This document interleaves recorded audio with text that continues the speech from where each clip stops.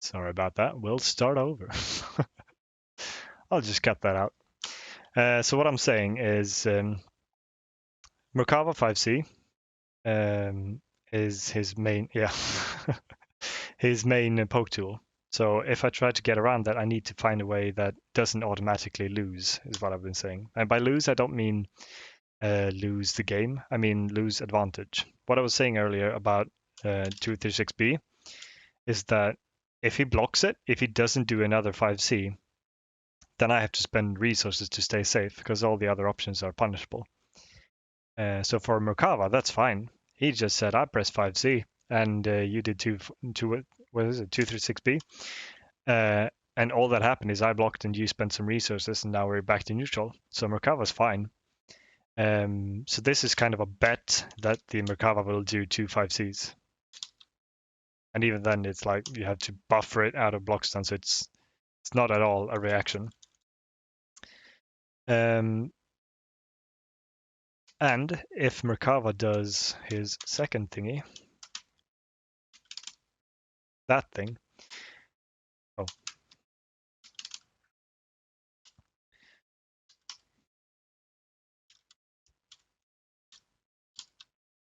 I get hit. So preferably I'd like something that beats both of these options. I don't know if every character has that though. Like even a DP here, it just whiffs. So I doubt we can beat both of these options and like do some damage. What we can do is be safe against both options. So let's go back to 5C, 5C and do this. So what I said earlier is like we can jump here and he'll whiff.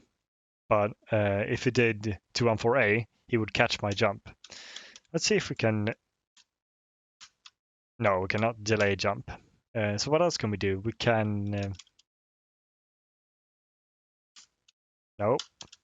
And this is exactly what we should be doing. We should be labbing what works against the opponent. Actually, I should change my title on Twitch as well, shouldn't I? Yeah, that's fine. I only play with sexy people. That's true. So there are things you can do that are like super tricky and really good against Mccarver, but let's focus on the basics. So if he does 214A afterwards, it's a frame trap. And the safest thing is to not get hit. So what you want to do is you want to approach because you want to win stage position. You want to get that GRD for dashing, and you want to basically put some pressure on Merkava to change up his game. Because if he just does 5C, 5C, 5C, eventually I will get in, and then it's my turn. So Merkava has to do something about me dash blocking. That's some general like pressure in neutral. So dash blocking is a really good option here. Even if it does nothing right now, it has to do more with gaining advantage. And advantage can be looked at in a lot of ways. So right now, if I just looked at this screen, I would say Nanase is in advantage. Because Nanase has Vorpal, and Vorpal is huge. It's a really good resource. If no one had advantage in GRD or had Vorpal, then I would say Merkava's probably in advantage here because he has the range, he has the tools to play around this range. And Nanase basically has one option, and that is to go in. Other options he does have are like backdash into a range where 5C doesn't hit. So let's say I'm in this range. 5C doesn't hit me here, so there's no risk of getting hit by 5C.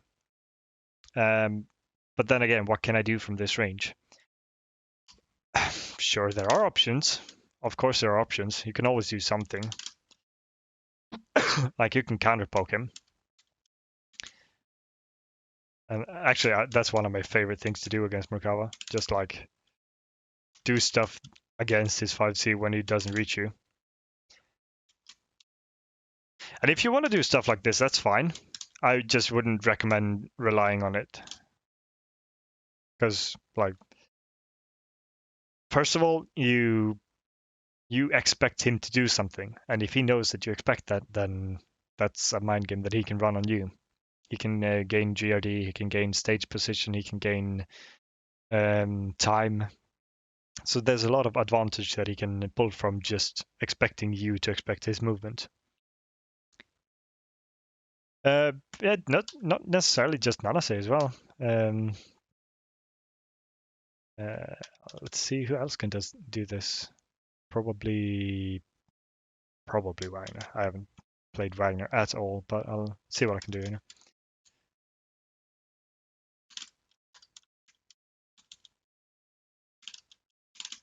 Oh, I'm so bad. What does she have that could possibly hit here? Oh, A version, right? Oh well, there's a lot of stuff you can do, and most characters have stuff that works against like big pokes. Like Waldstein could probably throw him. So back to what I was talking about Merkava. Let me open this up again.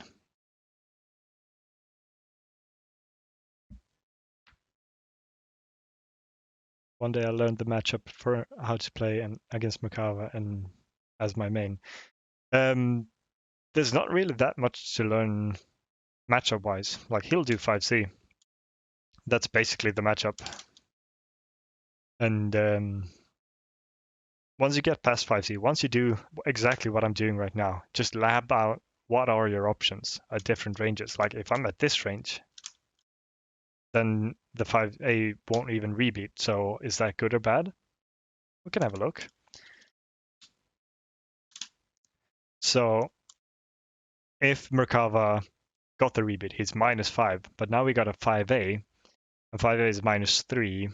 So it's probably good for the other Merkava here, because you can even cancel 5A into other stuff, and is safe, and he's got like throw range almost. So that's probably not where you want to be.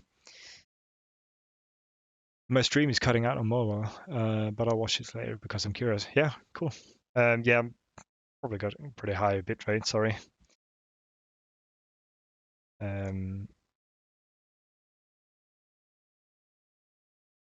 Yeah. So what can we do? Like we established we can dash block and we can jump and do stuff like that. And we can challenge it, I guess. And if you have a move that knocks down, challenging 5C and trading is actually not that big of a deal because you get knocked down, so you have time to do stuff. So if I did this, oh, that actually didn't even trade. See if I can replicate it.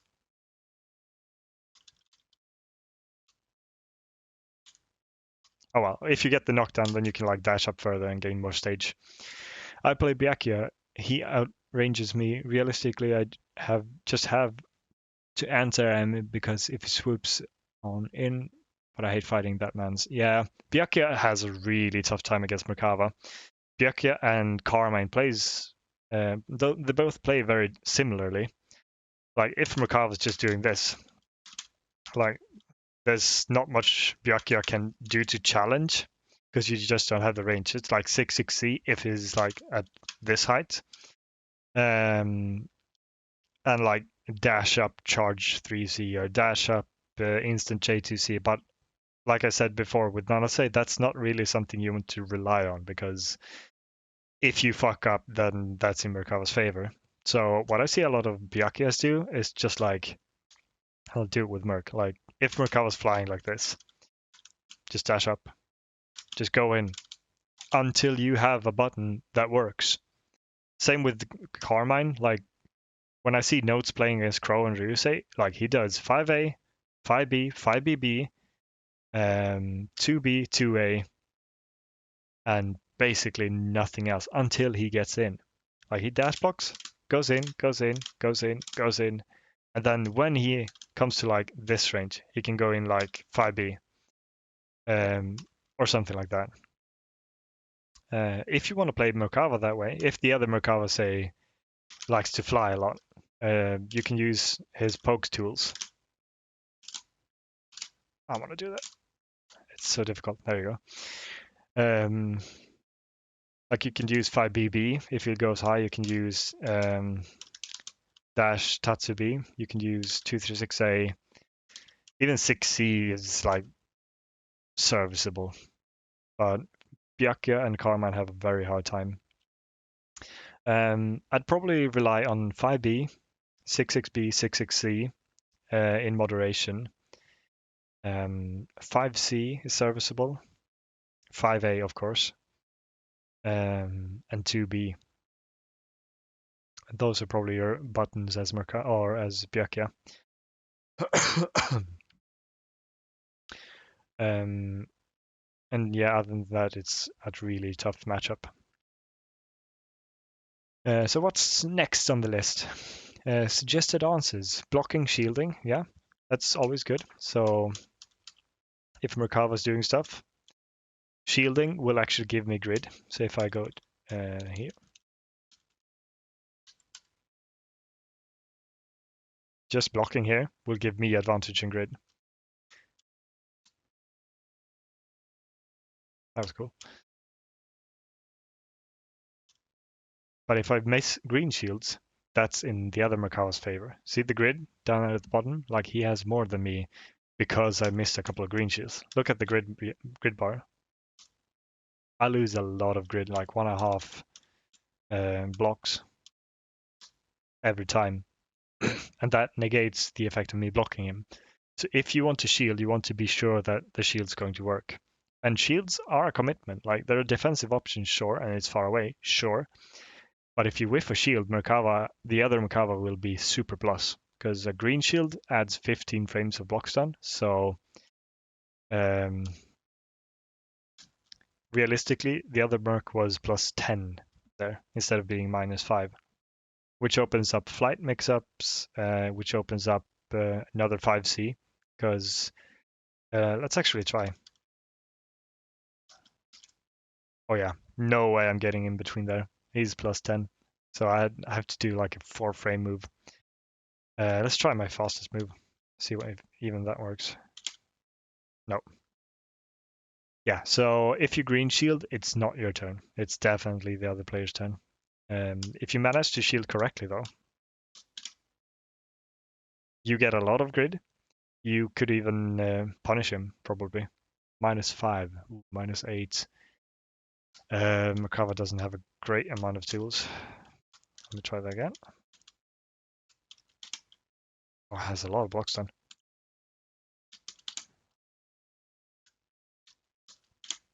Oh, never done this before. Yeah, you could even punish him. Since shield adds or removes 3 frames of block stun, I think it does. You get out of block stun sooner, so you can have a bigger move hit him. Instead of actually, you could probably punish him with this anyway, since it's -5. Other things, dash block. Yeah, we covered that. Dash block is really good because you can get stage advantage. Especially as Merkava, you get a lot of stage advantage from just one dash. 5C or similar moves, startup and range wise. Yeah, you can counter poke him. But it's going to be rough if he does a frame trap because then you get hit and he has a knockdown, he's plus. 665B or similar moves. Yeah, again, you can challenge him. And that's actually probably safer than just doing 5C. Although you do have to commit to the dash a bit. Yeah, that's not going to get you very far if he frame traps. You get like 1 frame of dash. Which realistically does something for Merc. Jumping in different directions. Okay, so why would we want to jump here? Well, for one, you can get in. and get a combo possibly. Could probably jump assault to get a better combo. Neutral jump. I'm not sure if you have a great amount of reasons to neutral jump, but you could maintain some grid. You could reset to neutral. Come on. And if he whiffs a move, you can assault in and B+, basically. Because 5C is a big whiff. If he does whiff another 5C, you can usually punish, and even if you don't punish, you're plus. So let's record. Actually, let's do this. So if I were to assault in, jump assault in, I can get pressure from my jump moves, which are usually plus. He has the options to shield me, but it's still in my advantage, I'd say.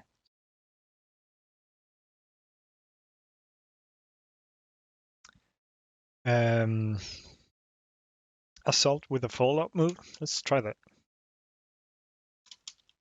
All right. Okay, so this probably works with some characters, but Merkava has to jump over it first, because different characters have different size hurtbox when they assault. And Merkava's hurtbox is pretty big, vertically at least. It's pretty narrow width, but the vertical hurtbox is really big.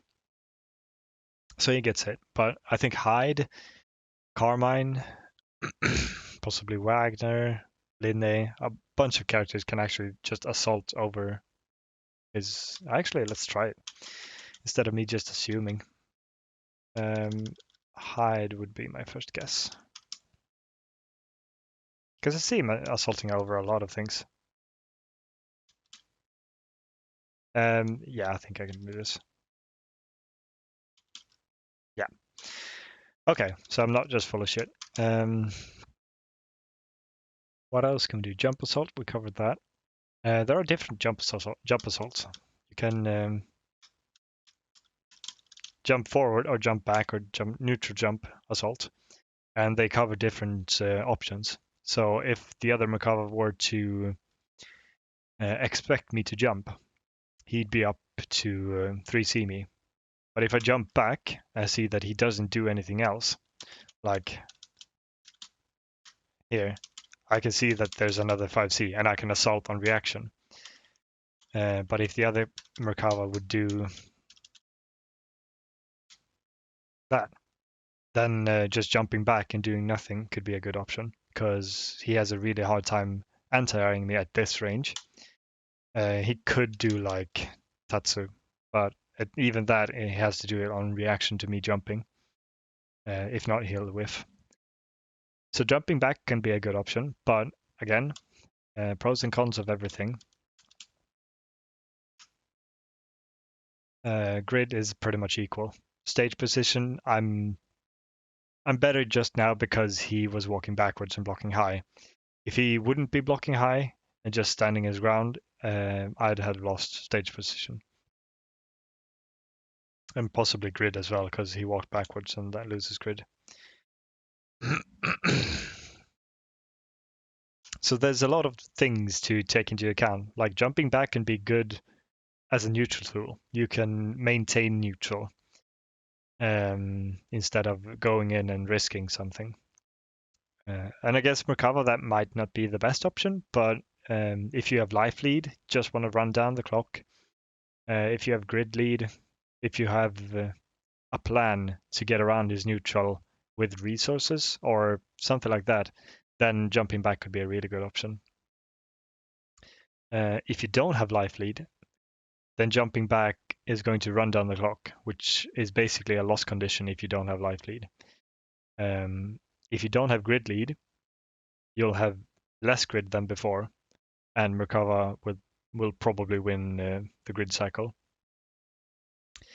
If you don't have meter or no resources, you'll basically be back in the same position as before, except the other Merkava would have been plus and has better stage position. So again, pros and cons of everything. Now do the same with 5C214A. So what options do we have here? I have to dash block really tight. Like really tight. Okay, so I get 1 frame of dash block. I know I can't jump because we covered that earlier. It's a frame trap. Even if it doesn't hit me jumping, it hits my jump startup because I'm still grounded, technically. But yeah. What else can we do? We could try to reversal. Oh, a lot of blocks down there. You can still block it. Yeah, 2-3-6 ain't gonna work. 6-2-3? No. Okay, so we can't challenge that. What else can we do? What are the options we wrote down? Blocking, shielding? Yeah, shielding, we can do that. Look at that grid. That move is really minus, this one. So if you shield it, most characters will be happy to just run in. The other Merkava will be super minus.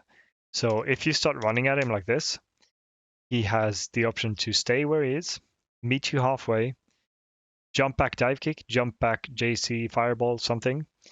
He can assault, he can run up throw, or he can try to meet you with a button, even though he's minus. Most of these things are very, very, very risky. Like trying to do this and then like 5C, like it's so minus, there's very little chance you'll actually hit someone. And if you do 5C as Merkava in that position, like when you did this and then do that, it's basically only to put them in block stun again and run another 5C, 5A mix-up. And with the 5C mix-up, I mean, will I do this or will I do this? Since most of the answers we had for this lose to this. So the mix-up is, will I do 5C and nothing, or will I 5C 214A? And the risk for Merkava in that situation is if I do 214C or 214A, I will be super minus if they block. So it's not necessarily the risk of I'm going to die, but I definitely give up a couple of advantages, like frame advantage to begin with, possibly stage advantage, possibly initiative, possibly grid. I give up time if I'm down on health. It takes a lot of time for this to recover, so you give up at least like 1 or 2 seconds before you can actually do something reasonable again. And if you don't want to be minus, you have to spend resources. Like you can frame trap or do like silly things. You can also CS to B plus, but CSing to B plus isn't my favorite use of CS. I do it sometimes just because I don't want to lose the other types of advantage, like grid, stage position, frame advantage, time. If I don't want to lose all of those 4, then I might CS and lose only the grid cycle instead of those 4, and gain some other advantages as well. Jumping in different directions, that's a no-go. 5C, no-go. 665B, no-go. Unless I do like dash block, and then when I see that it's not a 214A, I do a 5E, but again, wouldn't recommend it. Backdash, let's try it. Nope. Assault, probably not. Nope. So what we can say here is that the only option that covers both of these options, like 5C, 5A, 5C, and 5C, 214A, were blocking, shielding, and dash blocking. I guess you could technically... No, we can't dash shield. Okay. So dash block, shielding, and just blocking covers both of these options. So that's basically your game plan against Merkava in neutral. Unless you have a big read. You can always do something with a read. But to get a read, you need to find patterns in the opponent's playstyle. And that's basically what we're going through now. The general pattern that Merkava will have. The 5C or 5C 2-on-4A. That's the main thing you'll have to deal with against Merkava. In another document, I wrote about general like long-range tools. Possible that I could find that maybe. I think it's called Merkava Basics.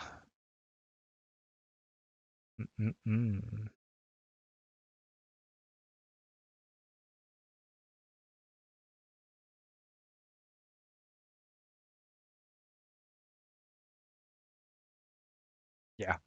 Okay, I'm not going to read all of that right now. But you have some tools. You have 2-on-4A raw, which beats fireballs mostly. Again, it's the same as doing 5C 2-on-4A. It's really minus and gives a lot of advantages away. But it beats fireballs. So if you play against like Hyde or Akatsuki, when they do fireballs that knock you down, trading with 5C is actually okay. So instead of doing 5C in trading, you can do 2-on-4A and beat them, with the risk of losing all the types of advantages that we went through earlier. Okay, so that's basically lesson 1 of how to be the monster. Conclusion, dash block in neutral. The risks of getting hit by 2-on-4A aren't that great. Let's see if we can find the range. So what you eat is 1,500 damage and a knockdown. From this knockdown, Merkava basically resets to neutral. There's no Oki other than 5C or dash 5B. Your options after getting hit are blocking, dash blocking, shielding, and if you don't think he will press 5C, you can jump or press a button or dash up further. You can reversal, but it's pretty stupid. But stupid isn't always bad. Stupid can be good. I wrote about this in another document. So if you get hit, you lose frame advantage because you're knocked down. You lose health. You lose time. You lose grid because you got hit. And you probably lose the range advantage you otherwise would have had, because Merkava is so good in neutral. So basically, you don't want to get hit by 2-on-4C or 2-on-4A. 2-on-4C is another move. I love that move. Yeah, I think that covers lesson 1. So let's move on to lesson 2. Safely challenging your opponent's options after they have blocked your 5C. So what I mean by this is that right now, I'm doing 5C, 5A, 5C, 2-on-4A. And the other Merkava is doing all the things that we tried just before. So instead of having these recordings, how do you remove it? Maybe you can't. So instead of doing 5C 2-on-4A, this Merkava is going to do the things that we did to beat what he did earlier. So what we did was, first one was just 5C. And that should be a reversal action. All block. Right. So our first option we tried was 5C, because when I do 5C, 5A, I'm minus. And if I do anything after that, I will get hit, because 5C is 14 frames, I think. So I have 4 frames to do anything. I can't even do my fastest moves there. Can I jump? Probably not. Oh, I can actually. And here we can actually see the difference between 5C, 5A and just 5C. That's a huge difference. I can't even get into the air. So if he does 5C in response to my 5C, what are my options? I can reversal. It's quite silly. I probably can't do that on reaction. I can jump, demonstrably. I can just block and shield. Let's think about it. If I realistically did this in a match and the other Merkava did 5C, I would probably feel pretty fine about that. If I expect him to do that, I can probably dash block quite safely. And if you look at the ranges, I gained from that, and I have more grid. And basically no one has taken damage yet. The advantage the other Merkava has is that he has the initiative. He can choose if he wants to 5A or 214A, and I have to deal with that. So we're basically back to stage 1 Merkava mix-ups.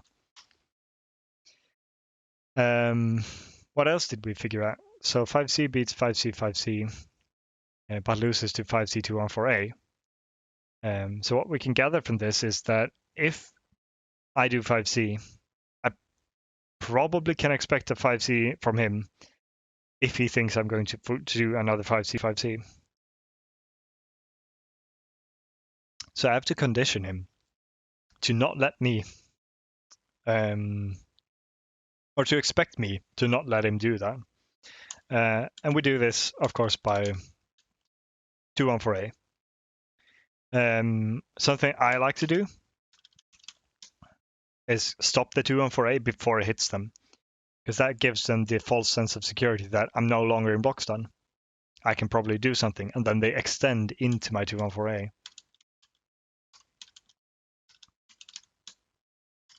See if I can find the range. Oops. There you go. So it doesn't hit it instantly.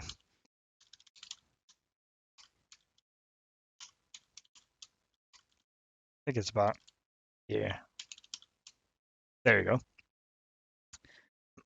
So he extends into my 214A, meaning if he tries to counterattack me, he'll lose. And if he tries to dash block, he'll dash into my 214A. So if he does a bad dash block, he'll still get hit. That's the end of that song, I guess.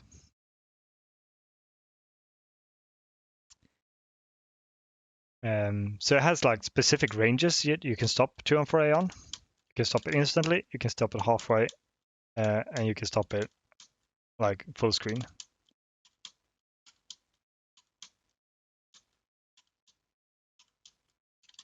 Okay, so like 4 different ranges that you can stop it at. Close, slightly further, and really far, and slightly further than the one before that. And other than that, it's just full screen. I don't think you can get any closer. So you have 4 ranges, and that's like skill-wise, how close can you get? You generally want to be as close as possible. Let's not listen to this song.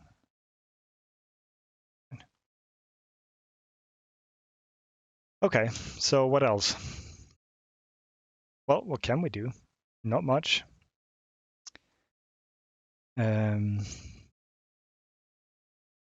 Suggested answers. I'm sorry, what were we doing? I'm completely lost. Challenging your opponent's options after they have locked your 5C. Right. So what we concluded in last lesson was 6-6. So dash block, just blocking and shielding. If he wants to shield my 5C 214A, he will either have to shield my 5C, which is the best option. Really difficult to expect though, because you have 14 frames to react, and it's just not going to happen. And if you don't react properly, you'll get a green shield from my 5C. Let's record. Well, basically, it will look like this. That's like this. Oh, okay. So that's a good green shield. But that's a bad green shield. Because if I do this, he gets a punish. But if I do this, I'm plus. Because the green shield adds 10, 15 frames of block stun. So I'm 15 more frames plus if he whiffs a green shield. So 5C, 5A, instead of being -5, is +10. Like, it's insane how much you can do in that time. So you want to generally bait green shields in neutral. It's a really good way of getting rid of the opponent's grid. So if you look at the grid bar, whiffing it will lose grid. So if you can condition him to think you're going to 2-1-4A, make them shield the first hit of 5C, you can generally gain a lot of grid without even having to commit to anything. You can just run your 5C mix-up and gain a lot of grid. If they expect you to 5C, and it's like this position, and they think, oh, he's going to dash up and 5C, they might shield in neutral. Shield has a couple of frames, 20 something frames of animation, 18 something, I don't know. So if they whiff a shield, you're basically plus that amount of frames, because they can't do anything out of shield. They can CS, but if they don't have CS, then they can't really do anything. So if you can get them to shield, expecting your 5C, you can do whatever you want. You can go in and start a flight mix-up, because you're just that plus. So shielding for the opponent has to be a commitment, and it's up to you to make them think twice about shielding. Because if they shield correctly, they will gain a lot of grid, and you will lose a lot of grid. So getting the opponent to miss shields is really, really important for Merkava to be able to put pressure on the opponent. And by pressure, I mean applying. Let's see, what was the right? Like basically, if okay, I haven't gone through anything about this before, but the mental stack, your working memory, like all the things you can keep in mind right now, is generally about 3 or 4 things for basically every human being on Earth. If you can keep more than 4 things in your mind at once, you are amazing at like focusing. Hey, Colonel Swab, thanks for hosting.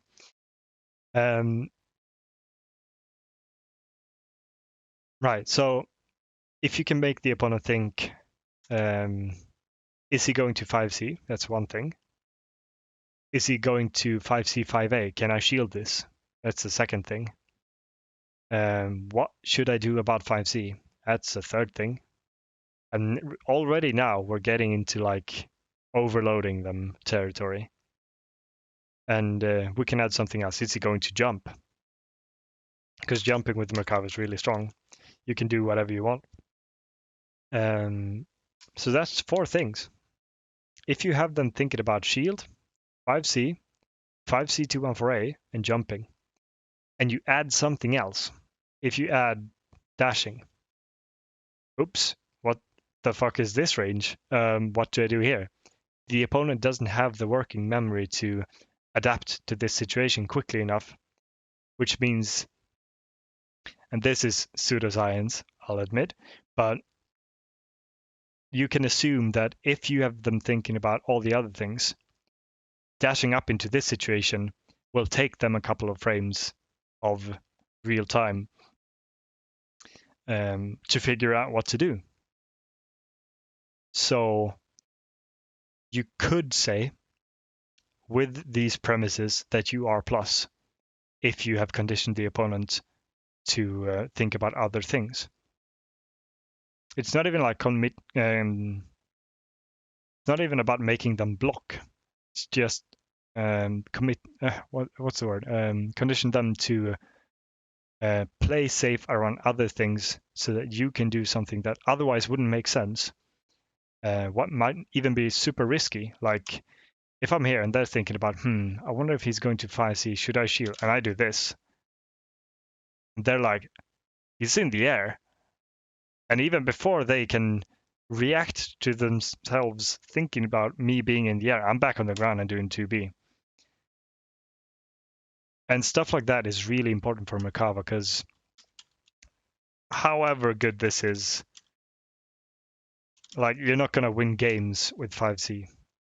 There's very few matchups that allow you to just press 5C. It's like Gordo, Byakuya, Carmine, and just mix in some fireballs and you're fine. But most matchups will not work like that. So you have to condition your opponent to expect certain things. And Merkava is really frustrating in this regard because you get overloaded so quickly with Merkava's options, because he has this that beats basically anything that the opponent tries to do after 5C. And you have this that they have to treat differently. You have this that they have to treat differently. And you have this, you have this, you have this. You have so much to work with.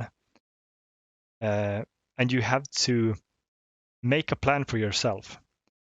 What do I want the opponent to expect? And you probably want them to expect safe things, like 5C, 5C2 and 4A, and 204A raw is pretty safe, dash block, and fireballs. If you can make them expect the safe things, they can not just throw out random things and expect you to get hit, because you're doing safe things, and safe things means I'm not going to get hit by random stuff. I know what I'm doing, and it's up to you to get around my pressure. So if they expect you to do safe things, you can expect them to not do random stuff. Like you can expect them to maybe not throw out random pokes, or jump, and stuff like that if you have conditioned them otherwise. So once you have them committed to this, I'm not going to expect him to do anything radical because he's not showing me anything weird. Then they're more susceptible to risky stuff, if that makes sense. I feel like I'm going in circles. So a concrete example: if they expect me to 5C 5A, they know I'm going to be -5 and might want to try their turn afterwards, might press a button. So I can do something risky. Like, that's insane. Who does that? I can do that because I know what they're expecting and I know what answers they have to what I'm doing. And I can even scout that in the game. Like if I do 5C 5A and do nothing, just okay, so he green shielded. I know that he's going to want to shield stuff. Okay. Maybe he dash blocked. Okay, he wants to close the gap. Maybe I can do something like that and see what he does. Or fireballs and jump forward. And if he closes the gap, I can jump see him. So you have a lot of ways you can just scout things. And learning these ways can actually be really useful. I should actually write a lesson about scouting things. So this was about going back to the plan. Safely challenging your opponent's options after you have blocked 5C. So we started there and got to more risky stuff. But the safe things to do are basically these scouting things. Like if you do 5C, 5A, just dash blocking and see what they do can be really good. Worst case scenario, they also dash block and you're at an awkward range. Or they jumped and you have to react to them blocking, or block hide and react to them. Or they took their turn back. Either way, you haven't lost any health yet. You haven't lost any grid. You haven't lost any time, really, because you're still in charge. So you keep a lot of advantage by just going in or jumping backwards and fireballing. Like if it's neutral, if it's even, jumping back and fireballing is fine. It's when you start getting into like different specific situations, like if I was to change all this, like say this is a situation, this is a completely different game, and this should be default. Like now I wouldn't instantly be able to say like if I do this, would it make sense for me to dash block? Probably not, because I have the lead, I have the grid, I have the meter. It's infinite time, but let's say the time was at like 70 or 40. Like I'm in advantage here. So why would I want to go in and give him the advantage or the initiative when I can just like stay back, do my own thing, let him figure out my pressure before doing anything else? That's not what I wanted. That's a big picture mode. Fuck that.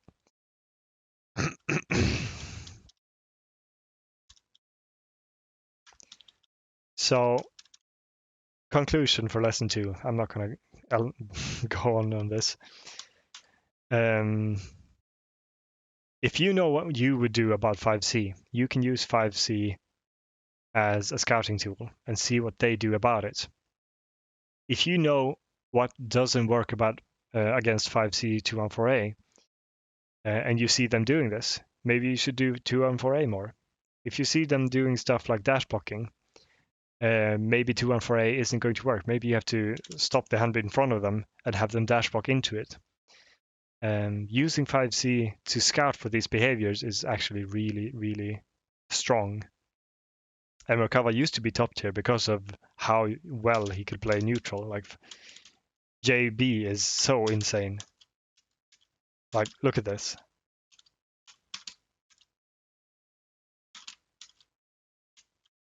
Like, I'm plus a lot here.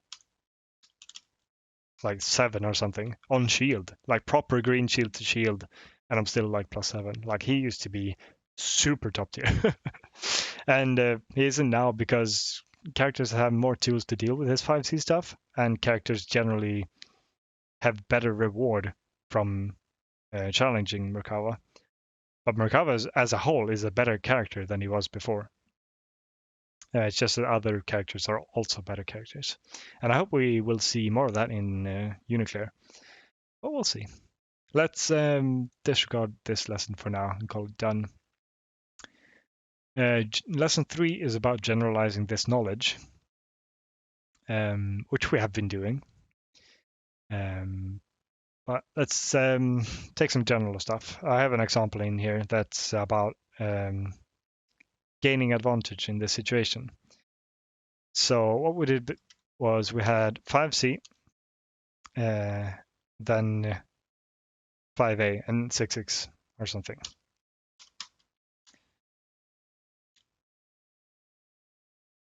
So let's say I 5C, 5A him, and because he's plus, he feels like I should take my turn back. Oh, let's not have him shield.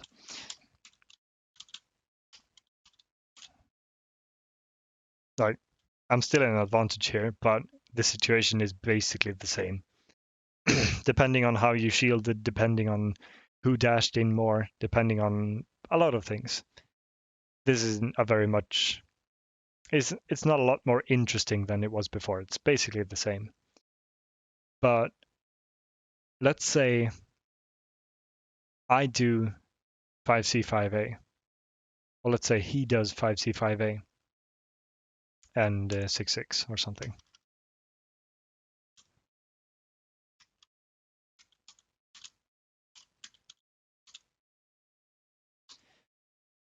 And he expects me to 5C him back because I'm plus after his 5C.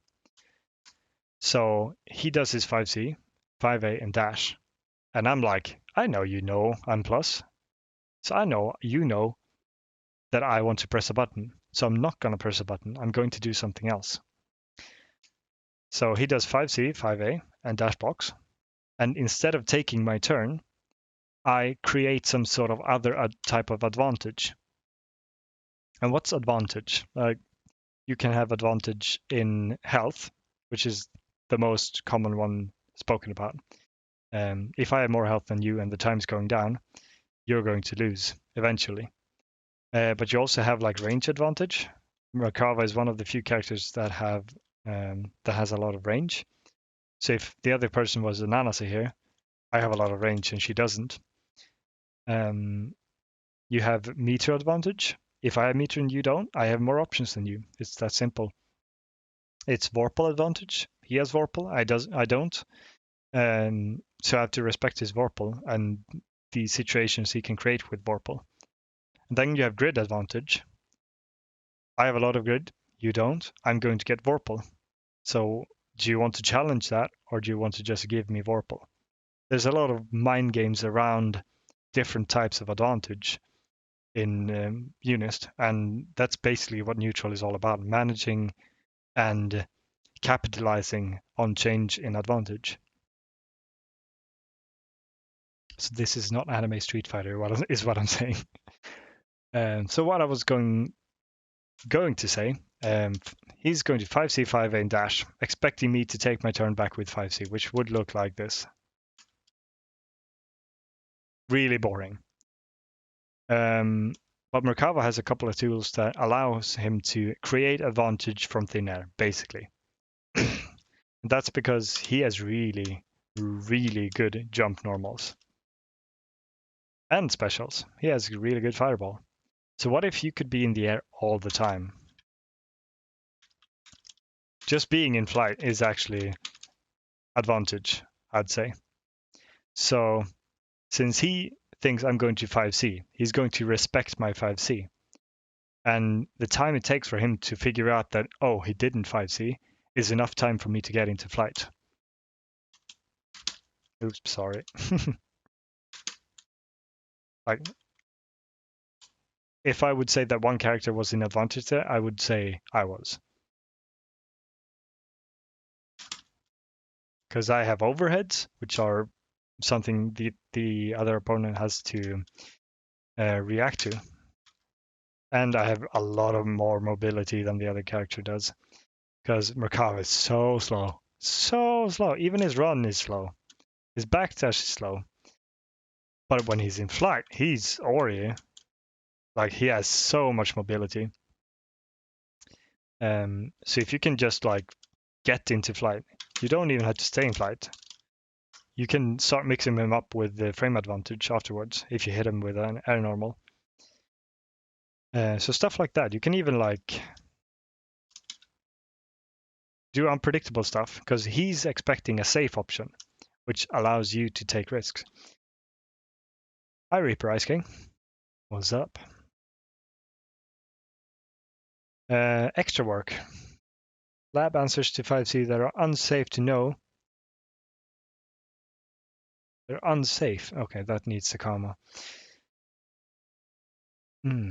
Lab answers to 5C that are unsafe to know what to expect against more reckless players. Yeah, so if you have a player that doesn't respect you, you do 214A 5 times, and then you do 214 or 5C 5A, and they still don't respect your 214A. You should have some sort of understanding of what do they want to do in this situation. So just doing 5C and just checking them, see what they want to do. And if they keep doing stupid shit, just fucking 214A them. Like, I'm at advantage, what are you going to do? So reckless players, in my book, are players that don't adapt to situations that take away advantage. And advantage could be health, they could be getting hit, they could lose grid, meter, vorpal, time. Any of these things are things that you can exploit, and checking for them can be really useful. Final note. Adapting should be saved until the opponent can consistently get around 5C. Until then, you should be able to take them out piece by piece. Yeah, so this goes for lower level players. Like, you're just starting up, you're figuring out the game, you're playing with people on your level, and neither of you know what Merkava does. This is where you can just basically do 5C and just capitalize as much as you can on 5C. And until they show that they can do stuff about your 5C, why do something else? Like, sure, you can put more things in their mental stack, in their working memory to try to overload them, but there's really not much use other than taking risks. Because if you have a 5C 2148 that works, just keep doing it. Like, be the lane player. God. Let's do one more lesson, or one more lesson series of 3. Lesson 4. Approaching your opponent with dash block.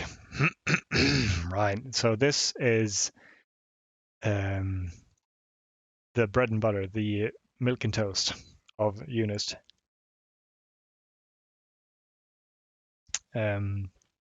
If there's any new watchers, I'm going through this from a lesson plan that I put together. I'll hit you up with a link. Right now we're on lesson 4. If you want to tag along and read it, and if you have any questions, just like post them in the chat.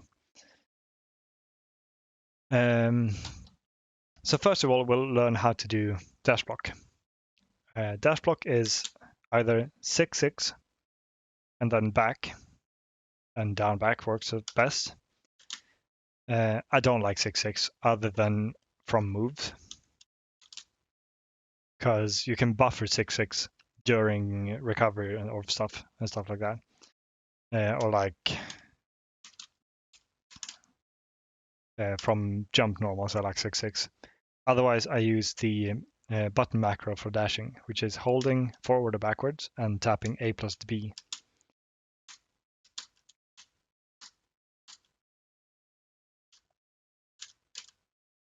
And you can't buffer a dash from a dash. Then you have to use 6-6. So what we want to do is buffer dash block out of block stun. I think we have a slot for this. Okay, let's start with this actually. So what we want to do is be able to dash in between these hits and not get hit. So what's going to happen is we're going to dash, and during our dash we're going to block. And if we get attacked, we will get a block animation out of the run animation. So that was very lenient. I wouldn't have to dash block very well from that. I could actually dash for a while and then block. But if he would have done 5B or something quicker, then I would have blocked as soon as they attacked me. I think it's this one. Nope. So if I were to block just normally here, you would see me sitting down. But there is a gap there. So if I try to do something, I get hit. But you can safely start your momentum forward without having to worry about upcoming hits, because you can buffer dash during block stun. So before block stun has ended, the game says, oh, you want to have a dash, and give it to you. And then as soon as that dash starts, you're already blocking. So you're basically blocking frame 1 out of a dash out of block stun. And it looks like this. So you see that very tiny frame where I'm not blocking? That's me dashing. So that's a 1 frame dash block. And as you can see in my inputs, you have 3 frames of forward A plus B, then 1 frame of down forward A, then 2 frames of down, and then comes my actual blocking. So that's what 4, 5, 6, 7 frames before I actually got out of block stun that I buffered my dash. And during those 7 frames, I had all the time in the world to go back to down back. So that's how you buffer a dash block out of block stun. And this is really useful against characters like Merkava, Hilda, Chaos, Carmine, a lot of characters that have like long range stuff where you don't necessarily want to press a button, but you want to take some sort of advantage back. So if Merkava did 5C, 5C, or something else, I would still be fine there because I'm blocking. And as long as I'm blocking, I'm safe from most things. And that's what we want to do. We want to cover most options. So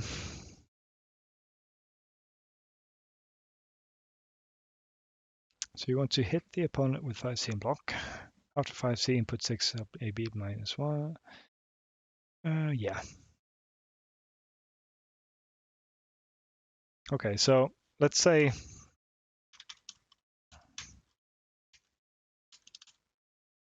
they did that. Fuck. Let's say they did that.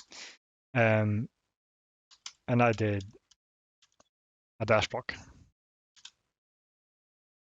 Like I gained some momentum there. I gained some stage position. I gained some grid.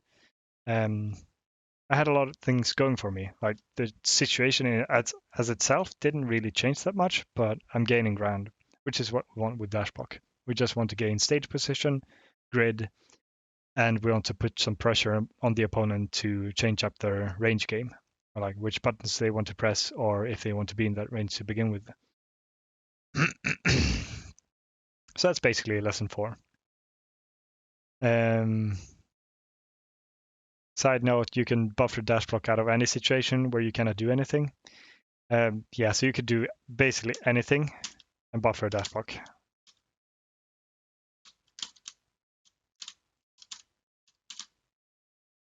You don't have to just be in block stun. You can be in recovery and buffer a dash. Yeah, I think you get it. Did you teach about rebeat already? Yeah, that's basically the first thing I do. I'll cover it quickly. Rebeat is where you have a move that has a shorter total animation time, like 5A is Merkava's quickest move from start to finish. So when that animation is shorter than the recovery of another move, let's say 5C, like it's really, really slow to recover. And before I can do anything, it's really, really sluggish. So the recovery of 5C is longer. It takes longer to recover than the entire animation of 5A. So if I cancel 5C into 5A, I essentially cut the recovery off by a few frames. So if I do 5C and don't cancel, I'm minus whatever. But if I do 5C and cancel into 5A, I'm minus less because the recovery would be longer if I didn't cancel it. And it has to whiff. And that's basically what rebeats are. Merkava doesn't have a lot of rebeats. It's basically 5C, 5A. And you can do like range specific stuff with 2B and stuff like that. But 5C, 5A is rebeat. Dash blocking in neutral, lesson 5. So we've talked about this a bit already, about how you want to change up where you are in relation to the opponent. So let's say we're at this position. Merkava's like, yes, fucking 5C all day long. But if I dash block, suddenly my 5B is faster than his 5C. So if we're at this range and he presses 5C, that's fine. It's good for him. He can get the initiative and run the game. But if I dash blocked and he had already pressed 5C when I get here, oh, that's not as good. He's -5 and I'm pretty close. Then he has to start thinking about other things than just running his game. So I didn't actually hit him. I didn't press a button that could do anything physically against the other Merkava. I just changed the rules of the game so to speak. I changed what buttons are good, and I changed whether or not I can reach him after he whiffs a button or after he presses a button. Like 5B on block is super minus. It's actually punishable. Even on repeat. So if I were to rebeat my 5C, he can't do anything about that. But my 5B has pretty short recovery to begin with. So the 5A doesn't really change it for the better that much. I think I gain like 1 frame of recovery. So 5B in itself is like minus 11, minus 12, and rebeated is 1 frame shorter. So if he has a move that's 11 frames, then he can punish my 5B. Even if I try to block there, that's a punish, even if I rebeat it. And that's why he basically has 5C, 5A as rebeat, and all the rest are basically useless. We were talking about dash block. Yeah, basically movement options in general are there to change up what the opponent has to think about. Like I want to constantly move in between ranges and cover different options to stay unpredictable and make the opponent think twice before pressing a button. Because if they expect me to do something safe out of my movement, then they will be apprehensive to do something which lets me have more time to do stuff. I don't think we need to cover dash blocking in neutral that much more. Side note, if you are frame perfect, if you're a god, forward A plus B, frame perfect into back A plus B is a backdash. Because the way Unist reads inputs, if you plink one button into another button, that is, if you are frame perfect from one button into a double input press, it will read the double input. It will prioritize it. Like, what's a good example? 4B into backdash. Like you get 1 frame of 4B, but it reads the double input and says like, no, that's a backdash. That's not very clear. Yeah.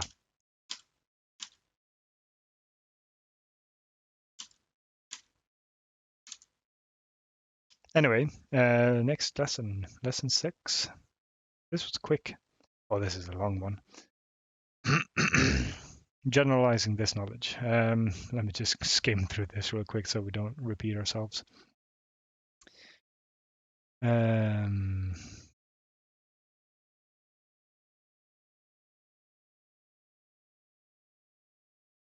yeah.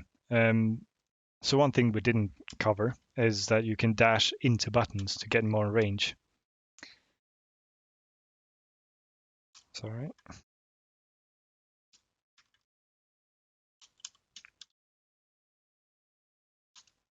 So 5B whiffs at that range.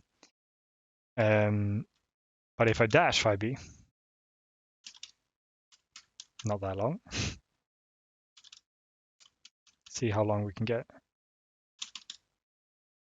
I have the range to beat him.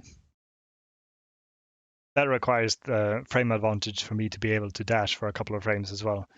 But you can do stuff with like dash stuff to punish stuff. And stuff. And stuff.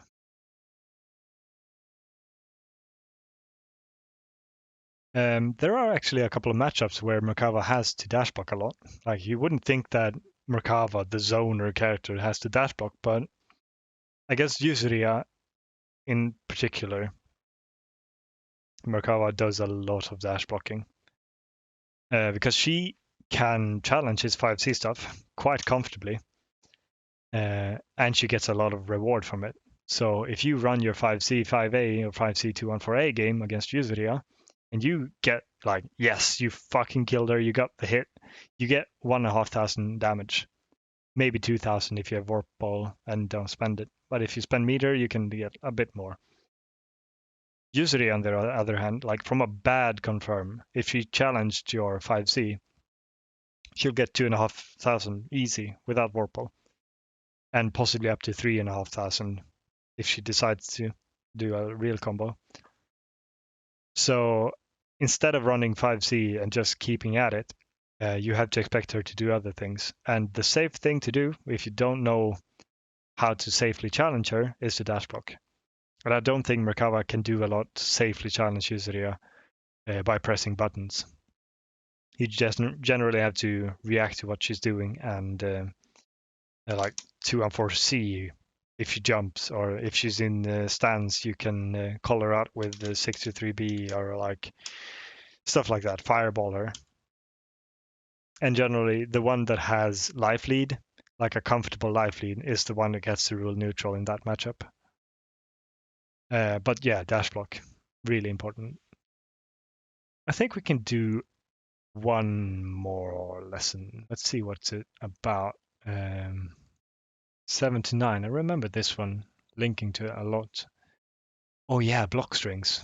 This is actually, I think it actually says so, but this is where you get into the nitty gritty of Unist, like how to kill people. Because what we've done so far is 5C, 5A. This is our entire game plan so far. And getting in. So the fuck would you want to do when you get in? Like, I don't know, press buttons. But what buttons do you want to press? Should be the answer. And as a new player, that's really difficult to answer. There's a lot of things that can be going on when you press a button. Like, to begin with, what's the range? Does the range change? Like, if I press 5B, the opponent goes back a bit. Is that important? Do I have buttons that push him back more than other buttons? Do I want to push him back? Can I hit him with a dash move? Do I have buttons that drastically change the range? Would I want that? And if I want that, why do I want that? There's a lot of questions about pressure and buttons in Unist. So there are basically 3 types of block strings that you want. Let's skip this song. Fucking speaking over me. Listen to this one. Don't want that. Yeah, this is good. Right, block strings. What buttons do we want to press? So the thing about Yunus and the thing about Merkava is that his overheads take ages to come out. Even like 660, his fastest hitting overhead, apart from this one, I guess, take ages. They're all super reactable, and you can even like DP on reaction to most of them. So that's not how you open people up in this game. You could argue that flight and mix-ups from there is a good way, but that requires you to be able to get into flight, which we discussed earlier is quite difficult. So what do you want to do? You want to be able to mix them up in a way that makes sense in Unist. You have 3 types of block strings that will help you with this. You have one that is a tight string. Basically, no matter what he does, there's like nothing he can actually do to get out of that string. And there are different ways you can do tight strings. Like, you can do quite a long tight string, even longer if you have resources. But it requires you to know what makes a tight string. And I have resources on that. I can actually link them in chat, I think. Should be this one. Under offense, I think I have like a list of what moves have different gaps and when something is tight or not.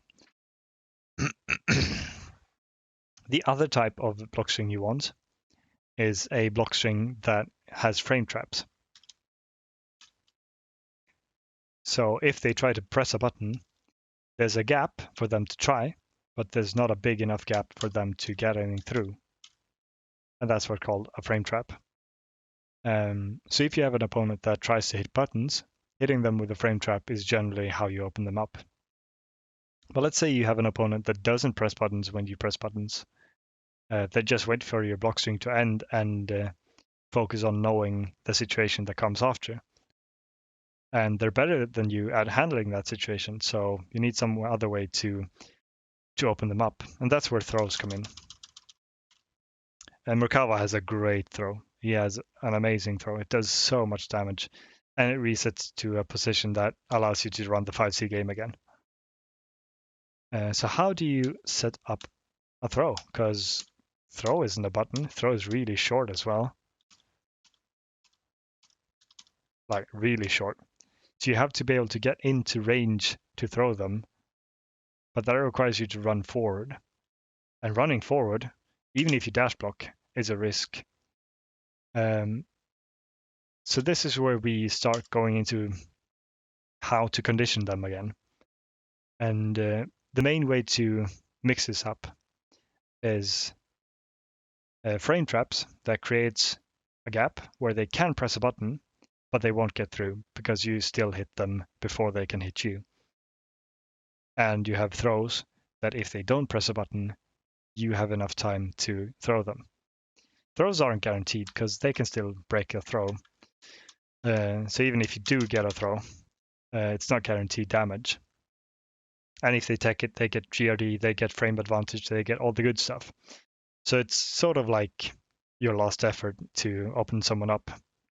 But it's also a conditioning tool, which we'll get back to in other lessons.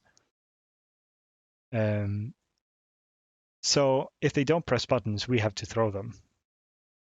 And having a mix-up game on offense that allows you to throw them is very useful. So how do we throw them? Well, what we want is a move that's either plus, which is the best, or almost not minus at all. So minus like 1 to 5 is generally like 5. I wouldn't go past 4 really. And that move should also lead to a frame trap if you decide to do that. So what I did earlier, 2A, 2C, really simple frame trap. But 2A, second hit, is also minus 2. So if you can get up close, it's really tight between when the move ends and when you can throw them. So if you can like get into range to do 2A, they have to either react to, which is really difficult, or guess whether or not you're going to 2C or throw them. And if they miss, you might get a hit from 2C, or you might get a throw attempt, and they may have to break that. So how do we mix this up? Well, we want to make a block string that has a frame trap from a move that's not very minus. And that move should be within throw range.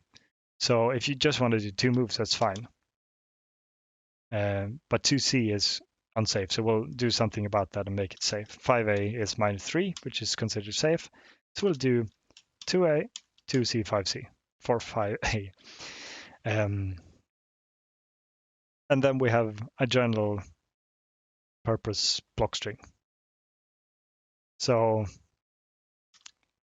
2A into 2C into 5A will let us throw them from 2A if we don't 2C, and if we do 2C, they can't get through with buttons.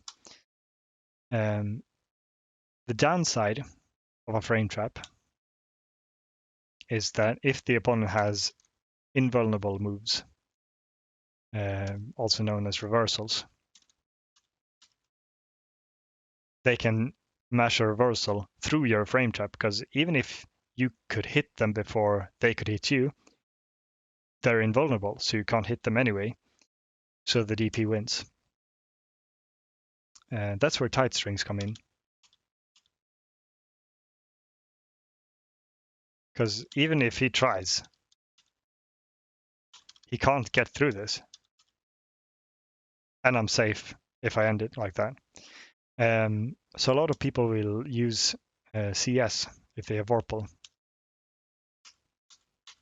to CS and then reversal through gaps like this.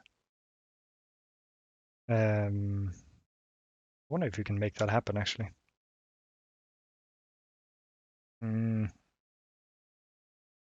Let's not try it. So basically what they do is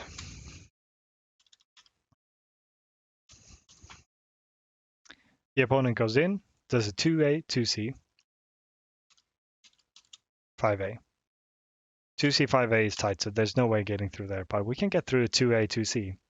And if we have Vorpal,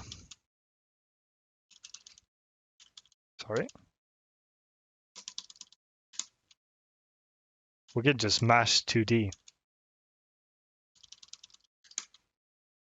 And we'll get CS as soon as possible out of block stun.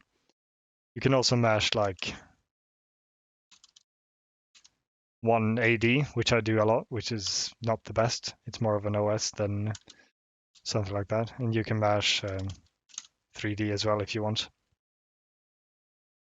You can't mash 1D because you'll get shield. Come on. And you'll get green shields that way. 1 AD doesn't get green shield because you're buffering a throw animation or something. Same with 4D.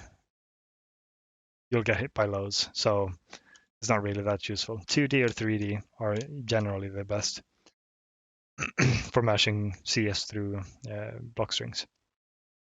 But if he did just a tight string and then ended it, and I was mashing CS, there was no move there for me to reversal, so I just spent CS on going back to neutral. And that's basically him taking away CS from me because I wanted to do a reversal. And that's not really the best use of CS to just go back to neutral. So there are ways around most things. So DP beats frame traps. Tight strings beats DP if you end it safely. And throws beats a passive player. You can also let's find that. Use throw to bait green shields.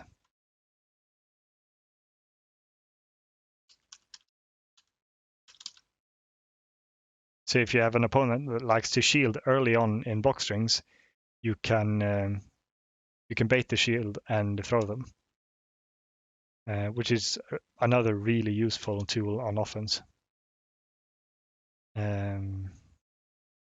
So I'll just show you real quick block string that I really like. So 5A, 2B, 2C, or 5A, 2B, and just 2B, or 5A, 2B, 5C, 5B, 2C. I can't even speak right. 5A, 2B, 5B, 2C.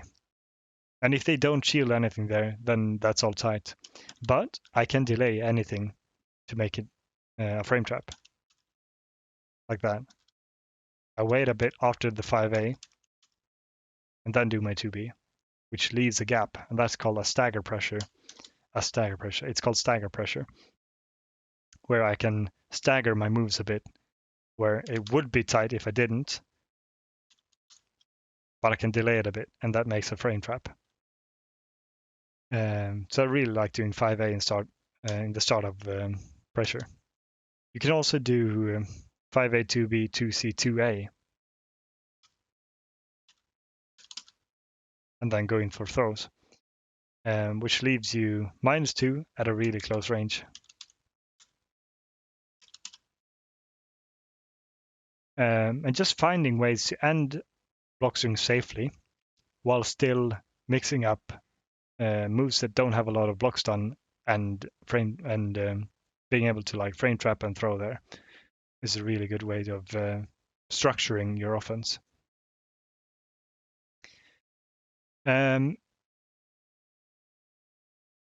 Right, lesson 9 is about confirming hits.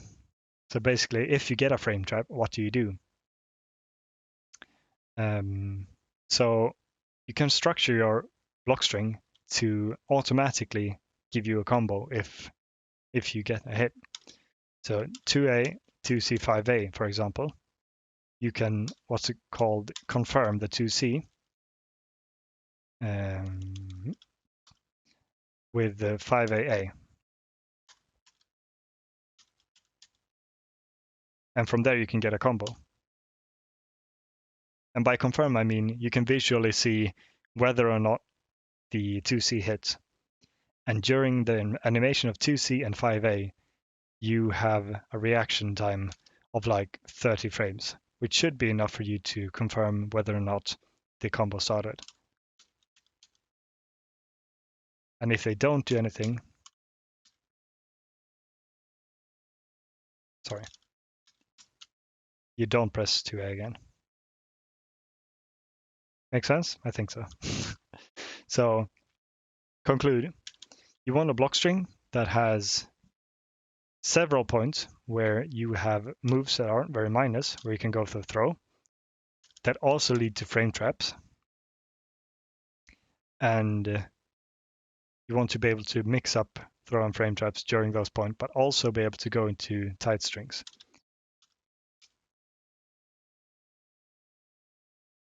To be able to beat reversal attempts and make them waste CS.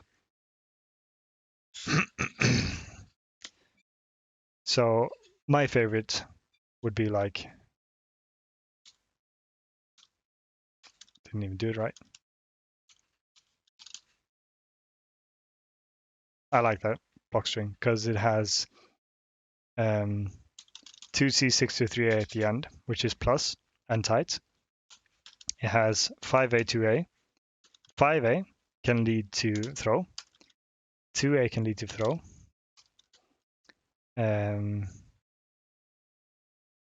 2C in itself is punishable, but you can 2C, 2B, make it safe. And then you can frame trap from 2B into 623A. So you have a lot of mix-up potential there. To be honest, though, I think I'm going to call it for this time. We've covered 9 lessons, pretty much. And I think we have something like 20, 21.